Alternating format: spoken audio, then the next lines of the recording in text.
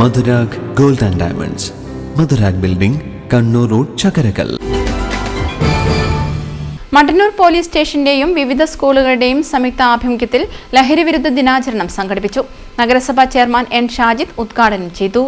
ലഹരിവിരുദ്ധ ദിനത്തിന്റെ ഭാഗമായുള്ള പ്രവർത്തനങ്ങളിലൂടെ മാത്രം നമുക്ക് ലഹരി ചെറുക്കാൻ കഴിയില്ല.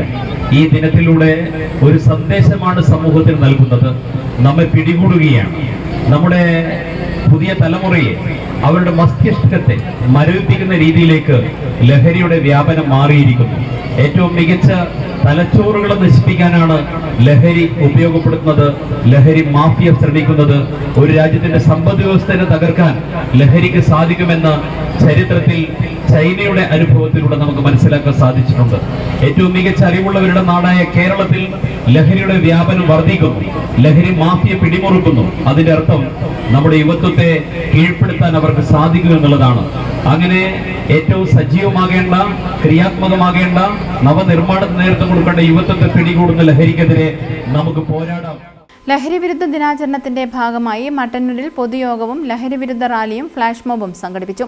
കൗൺസിലർ എ മധുസൂദനൻ അധ്യക്ഷത വഹിച്ചു. Excise inspector K P Sajan തൂഫാൻ പ്രതിജ്ഞ ചൊല്ലിക്കൊടുത്തു. Station house officer A Binu മുഖ്യാതിഥിയായി. Kizhallur panchayat president C Sajeevan, Kudali panchayat president E Sajeevan, doctor Sumitha Nair, motor vehicle inspector M P Riyas, എസ്ഐമാരായ C M Yunus, K P Muhammad Fairoos, Mattannur station CPOയും സോഷ്യൽ മീഡിയ ഇൻഫ്ലുവൻസറുമായ സായുജ്, കമ്മ്യൂണിറ്റി പോലീസ് ഓഫീസർമാരായ രതീഷ്, ശ്രീന എന്നിവർ പ്രസംഗിച്ചു. തുടർന്ന് ഫ്ലാഷ് മോബും ലഹരിവിരുദ്ധ റാലിയും അരങ്ങേറി.